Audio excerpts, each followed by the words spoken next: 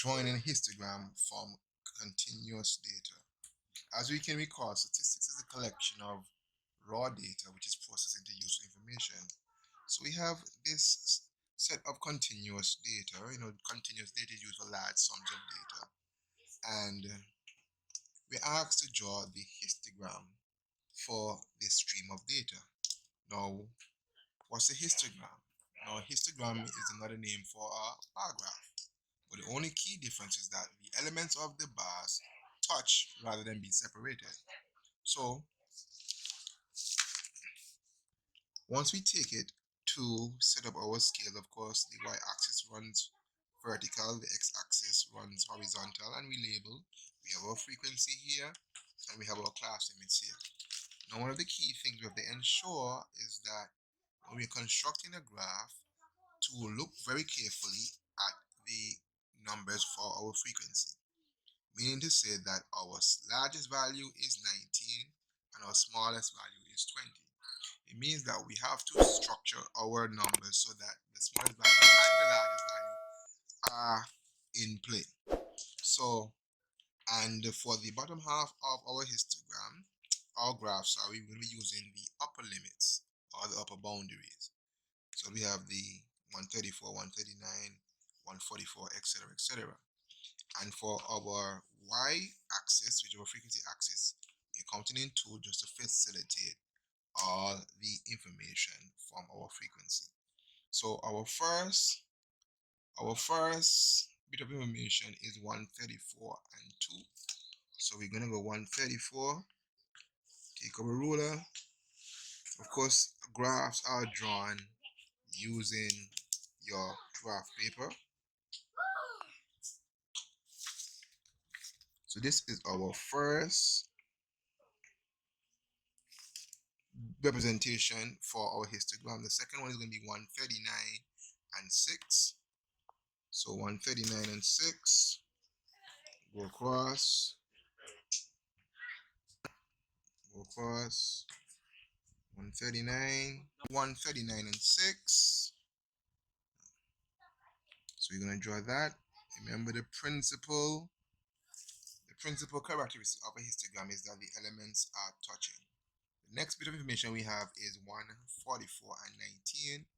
So 18, 19, 18, 20. So we know that the 144 is going to be between right here.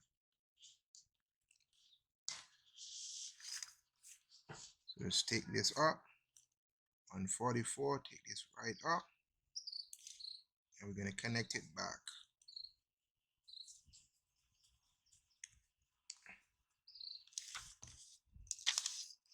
So 144, 19. That's right here. Next bit of information, we have 149 and 14.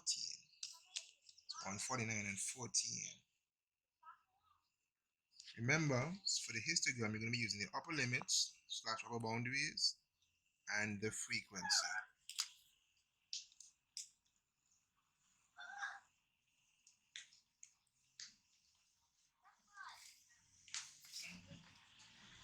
Alright, let's just fix that.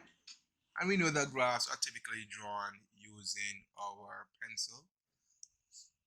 154 and 3. 144 and 3.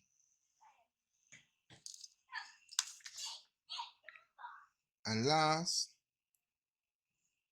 but second to last, we have 159 and 4 and 159 and 4.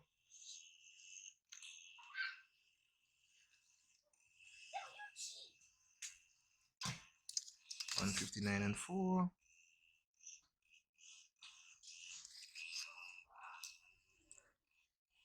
159 and 4 and 164 and 2. So that ends right here.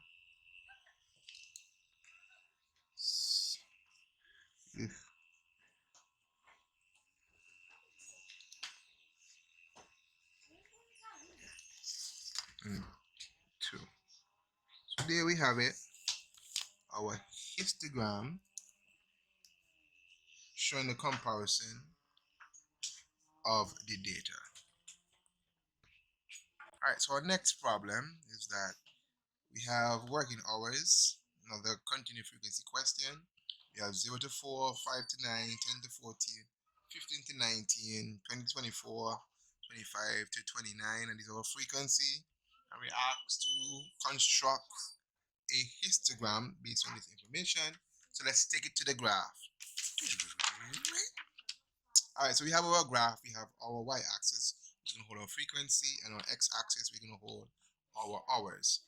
Now, for the purpose of this, I'm using a scale of 1 inch on the x-axis and 1 centimeters on the y-axis to represent the data. So remember that we're going to be using the values of the upper limits and our frequency. So let's go. Now first we have 4 and 10. 4 and 10. So let's get it. Let's go.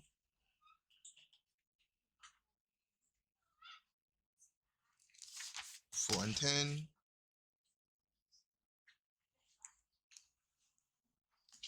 Next we have 9 and 3.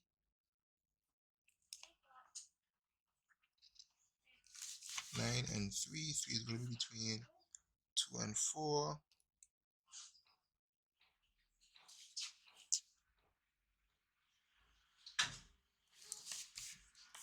Next we have 14 and 2. 14 and 2. 14 and 2. 19 and 20.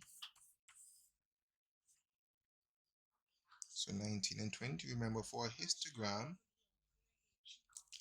the sides of our are going to touch. That's the principal difference. The sides of the bars touch. Then 2416. 2416.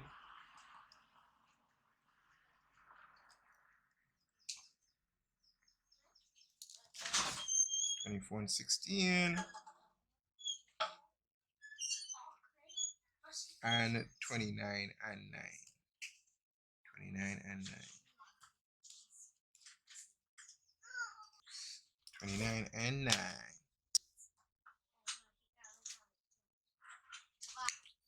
So there is our histogram. Now there's other questions we can get from this bit of information, and I'll present one to you. Now, what is the probability that a parent worked over 19 hours? So we're going to come back to our table, and the first thing we have to look at and see how many elements are in our frequency. We have 10 and 3, 13, that's 15, 25, 19, and 9, we get 50. So our total frequency is 50. So what is the probability? What's the probability? The probability is the likelihood that an event is going to occur. And you also remember that probability exists between 0 and 1. Right, yeah, so probability exists between 0 and 1. So what is the probability that a parent pulled from random worked more than 19 hours? So when you take it back to our table, you can see how many parents worked over 19 hours. So we have 16 and 9. So we have 20 parents, 25 parents. So the probability that a parent worked over 20 hours would be 25 over 50, which gives us 0.5. And there we go. Thank you guys for watching. Peace.